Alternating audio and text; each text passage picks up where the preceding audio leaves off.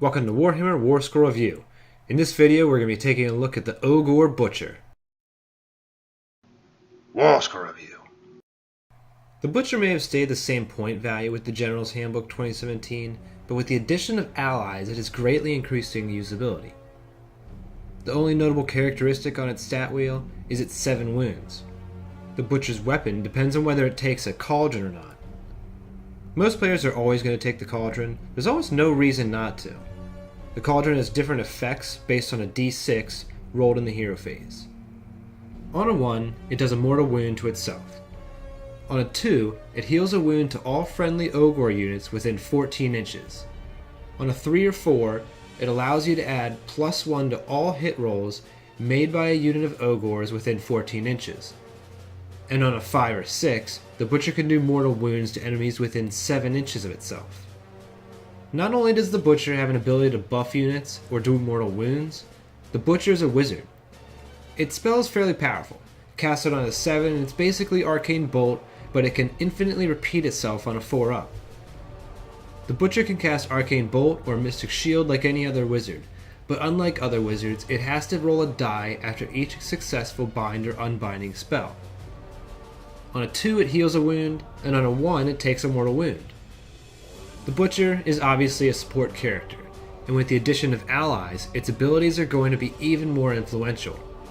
Since the Butcher doesn't have a command ability, and so many destruction characters do, it's unlikely that it will be chosen as the army general.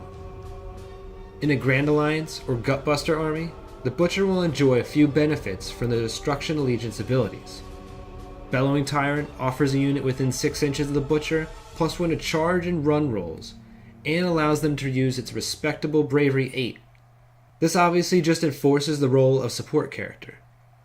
Ravager and Rampaging Destroyers is a bit different now, but still encourages this model to reinforce its army. As far as artifacts go, the Butcher can make use of a couple items.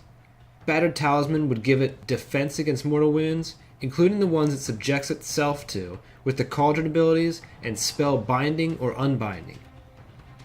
In addition, the Rock Eye would allow the Destruction player to add 1 to hit rolls against a specific enemy target, complementing its Cauldron ability to add 1 to hit rolls for friendly Ogre units. As an ally to the Beastclaw Raiders, the Butchers will prove very helpful as one of the 2 wizards they have. The other option is the Firebelly, who is likely not going to do as much damage as the Butcher, nor has the ability to buff fellow units.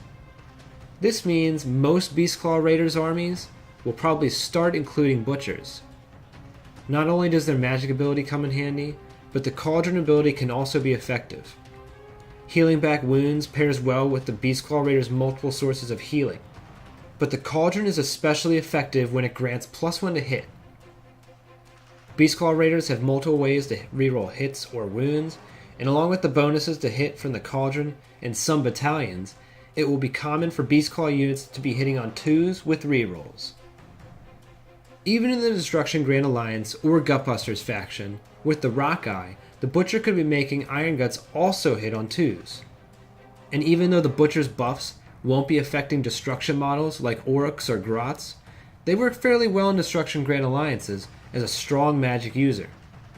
But the chance to ally with Beastclaw Raiders is probably where the model will get most of its usage, being as it's the best wizard choice they have.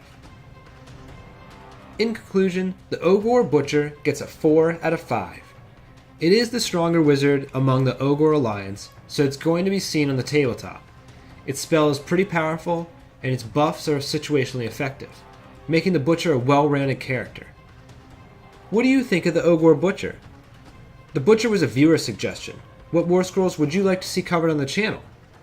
Please leave your thoughts and answers in the comments, and thanks for watching.